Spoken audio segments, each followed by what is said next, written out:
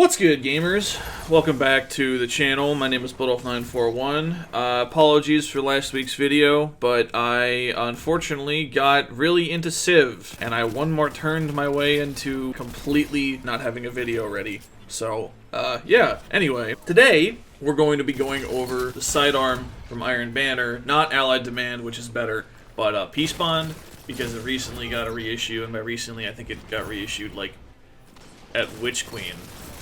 So that's not even accurate. I could be wrong, though. I'm not entirely sure. The icon is different. I don't know. Fuck you. But before we get too deep into the video, if y'all could click like and hit subscribe as well, that'd be really, really cool. I put out a video at least once a week on Fridays at noon Eastern time, and I'm looking to keep growing and doing that forever. Thanks. So, Peacebond. Peacebond sidearm is a 491 RPM adaptive burst sidearm in the kinetic slot that does stasis damage. It comes from Iron Banner, which is no longer active at the time this video goes up, so I hope you got yourself one that you care about last week. I'm so on time, holy fucking shit. I got some words for this weapon, but to remain organized, I'm just gonna go right into comparison off the bat. There's like 4 of these in the game, so it's a pretty simple comparison, but if you look on screen now, there's a weird snag. I'm comparing it against the new SI6, the Vision, and High Albedo. Now, if you look at High Albedo's impact stat, that isn't a bug. It's actually like that in-game. It doesn't translate to a damage difference, I checked, but it's just higher by 5, and I don't fucking know why. I thought it might have been because it's kinetic and it's a leftover from when stasis and strand weapons didn't do as much as base damage as kinetics, but like that impact stat is not important. That's like a built-in core thing to like the damage types at the time, so like, I don't know. Just ignore it. All that being said, Peacebond has the highest base range and airborne effectiveness, is tied for the lowest reload speed with Sanuna, and is pretty middle of the pack everywhere else. Another oddity, in-game, the mag size on the card says something between the upper 40s all the way to 60. This is not correct. Foundry has the right numbers, so it's not a big deal, but it's something you might notice if you're digging around. I think mine says it's got like 48 shots in it, and then you use it, it's got 30, so it's just weird. Let's take a look at perk options and see if we can find something nifty to run with. In column 3, you got Headstone, Moving Target, Lone Wolf, Rangefinder, Subsistence, and Zen Moment. Headstone is decent if you're focused around generating and shattering crystals, since crit kills are easy and the goal. Moving Target is just worth in the next perk, which is Lone Wolf, since at a baseline, before actually being alone, it gives the same effect plus a little more. Rangefinder is not as useful since the nerf a billion years ago. Subsistence is a PvE perk at best, which is really funny that they gave another gun Subsistence and then Kill Clip, like those don't fucking interact. Zen Moment is great and really helps when you're getting flinched off of a target while you're shooting them in a duel, so it's a very, very good neutral perk. Lone Wolf and Zen are your best picks on paper, emphasis being on paper, but I'll elaborate a little bit more when we're through both sets of perks. In column 4, we got Rhyme Stealer, Desperate Measures, Headseeker, Desperado, Frenzy, and Kill Clip. If you're running Rhyme Stealer, you either pair it with Headstone or you ignore it. Desperate Measures is decent and probably better than Kill Clip, unless you're on Gunslinger due to the long-ish reload time of this archetype. Headseeker I thought I wouldn't like since the recoil of each shot in a burst is very minimal, but I managed to find success with it, so very happy about that. Desperado and Frenzy are jokes, do not engage with them at all, and Kill Clip on paper is your best friend if you want to get into the gun zone, despite the longer reload speed. Once again, though, emphasis on paper. I never found myself able to take advantage of the buffs. People are either on top of each other, meaning I don't have the time to reload and get the buff itself after the first kill, or they're so spaced out and passive due to On the Prowl rewarding playing like a complete fucking pussy, despite it being marketed as an aggressive way to play with invis, but whatever. Meaning its timer would run out before I could get a damaging burst off, so like I said, on paper, Kill Clip's great. If you can get it to work for you, fantastic. I personally never did. Now, to the whole on paper emphasis thing, I used a couple of different roles in an attempt to find something that works. So I should say that Lone Wolf and Kill Clip is my ideal role. I actually got a 5 out of 5, and it was unusable. Like, it had accurized, it had the right barrel that I wanted, it had everything that was great. It was awesome. It had fucking Lone Wolf, Kill Clip, it was great. And I could not use it. It was so painful. And then I got one with Moving Target and Headseeker, and it actually started working.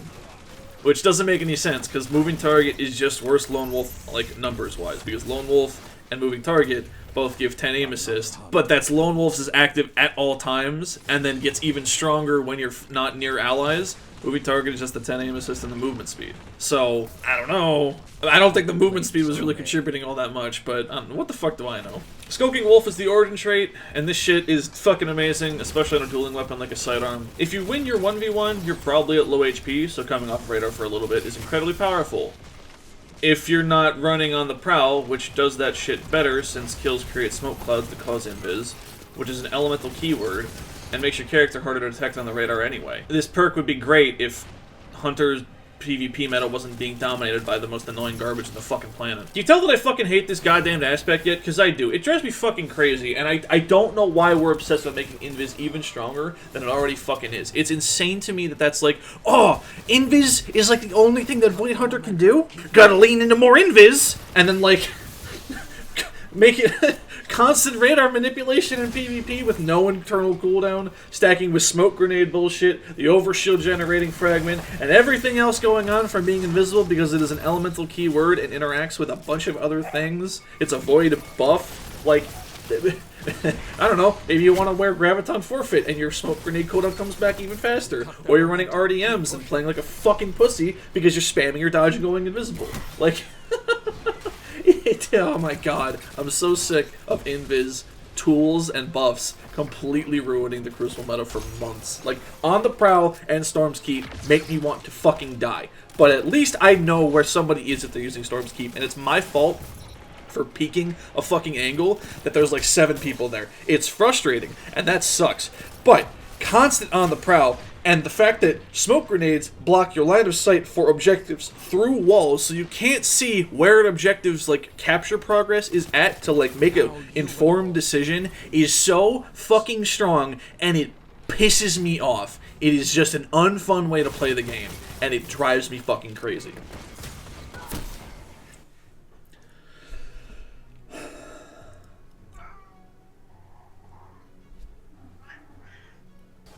Anyway, those of you familiar with my other videos should be aware that I am a big sidearm fan.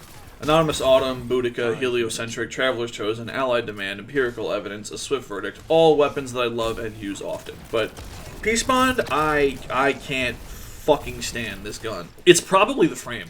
Like, I think it's legitimately the frame. Because, like, 2 bursts hit hard enough to escape the Destiny 2 optimal range damage curve. Adaptives, not the burst ones, the standard adaptives, I think they're 300 RPMs. They punch above their weight class regularly. Lightweights follow you into the gun zone while you're deep in the shit, and like they've got, you know, we've got Anonymous Autumn and Heliocentric, which are just fantastic for getting the fuck in there. And precision frames duel at the high end of auto rifle range very well. But adaptive bursts, I don't know what the fuck this frame is meant for. I really don't. Optimal time to kill says 0.73 seconds, and while on paper that's okay, in practice that isn't happening all the time. One of the things that sidearms do best is stopping shotgun rushers. It's a tried and true— Bless you. You okay? Okay. One of the things that sidearms do best is stopping shotgun rushers. It's a tried and true tactic, and 90% of the time you'll get just enough damage out to survive the incoming shoulder charge shotgun combo. Like, you'll kill them before the second one hits you, finishing you off. Unfortunately, this thing doesn't get led down range fast enough for that to be a valid strategy. It's not scrappy like other sidearms are either. I'd rather have any other kind of sidearm in my hands while taking a sight and fighting from cover to cover.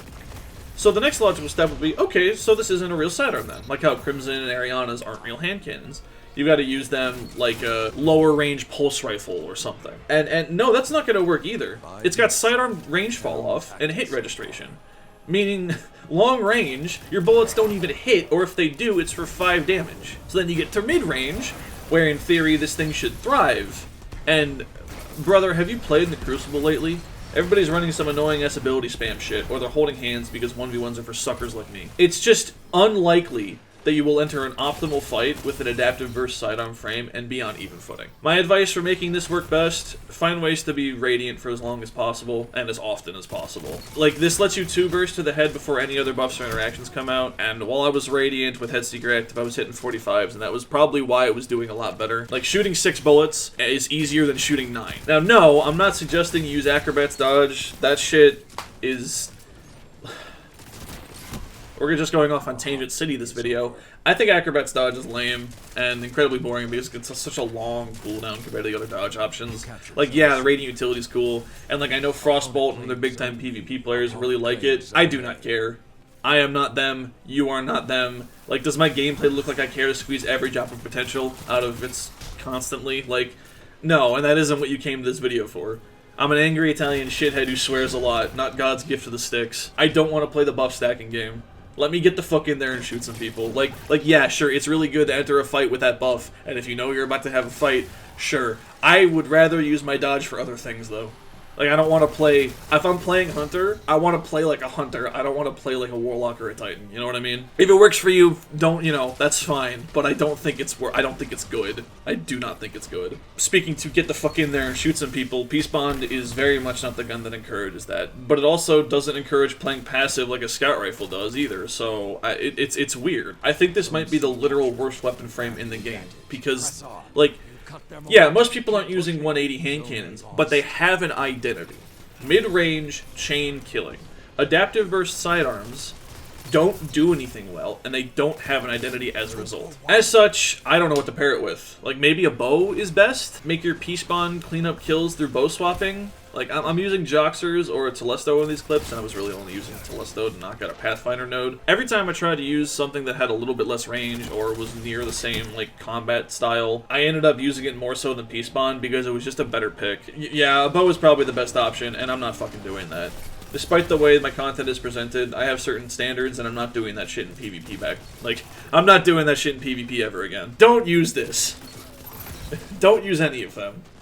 It's not worth the effort, and other weapons are more fun and have a defined role that do something in the sandbox. This shit just disappointed me, man. I would get a Peacebond to drop every now and then, and I'd be like, oh, that's a neat roll, I want to try that, and then I just, like, never would use it. Man, this really just made me on... this disappointed me. It's really unfortunate. In any event, like with all my weapon videos, this is just my opinion. I would love to hear what you guys are thinking about in those comments down below. If you agree, if you disagree, if you have a different one that I'm, you know, maybe I'm sleeping on a weapon perk combination or something that actually takes this thing to the fucking moon. I would love to hear any of that in those comments down below. Thank you for watching. Thank you for listening. Have a wonderful day. I need a hunter like you with the red jacks.